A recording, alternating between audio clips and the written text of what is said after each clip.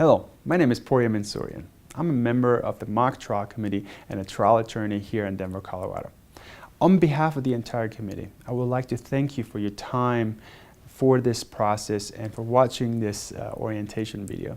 Our goal is to make sure that the scoring panelists throughout the entire state of Colorado in the various tournaments have consistent orientation and information when they evaluate and participate in the mock trial tournaments.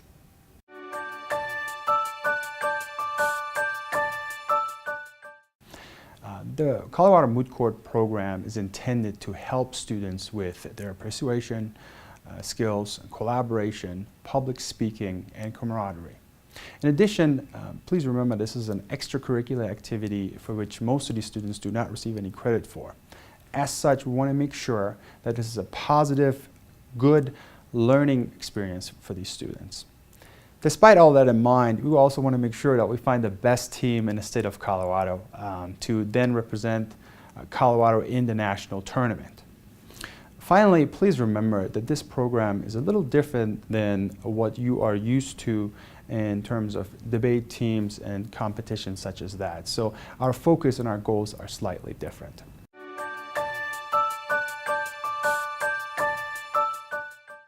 Okay, first let's talk about the difference between mock trial and your past experiences. I understand that many of you are attorneys or legal staff. You have experience with litigation. This is not the real world. So please allow me to point out a couple of differences between how the mock trial process works and what you may be used to. First of all, there will be no verdicts. So regardless of what the outcome in your opinion is, whether the defense or the prosecution won, your scores should not take into consideration who you believe won. As a matter of fact, when we put the problem together in the first place, we did our best to balance the facts to the best of our abilities. In addition, you may be used to pretrial motions or voir dire. Again, a matter of time and efficiency, we do not have that in our mock trial competition either.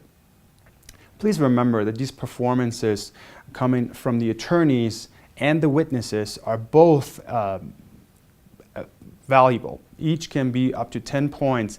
Again, this may be another thing that you should emphasize. Just because someone is a witness does not mean in any way that that's appreciated less or valued less. If you look at your scoring sheet again, this is really important.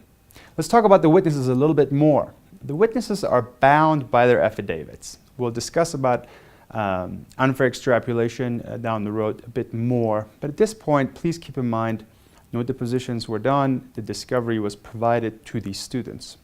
Finally, there is no such thing as arguing about stipulated facts. Those are assumed and as such can't be changed. Please do not hold the students accountable for that.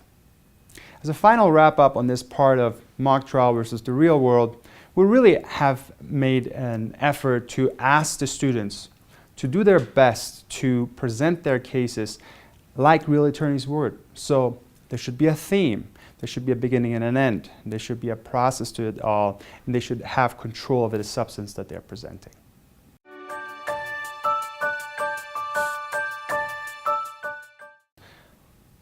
Let's just briefly talk about what happens when you walk in a courtroom. First of all, find your seat in the jury box. When you sit in a jury box, please make sure that you are sitting in alternating seats. There should be a scoring panelist, empty seat, scoring panelist, empty seat, scoring panelist. Also, please make sure that you are in the back row of the jury box. The reason why we want to accomplish that is to avoid natural human tendencies. It's just mere curiosity. We would like to know what our fellow scoring panelists are doing. But in fairness to the team members and all the effort that they have put forward, we really want to make sure that we get your scores and your individual opinions about the performances. So please try to avoid looking at another person's scoring sheet or even discussing any sort of performances with the individual throughout the performance itself. Also, please make sure that the students timing the performances actually sit in front of you in the jury box. Again, this is important. The students should not know what your scores are.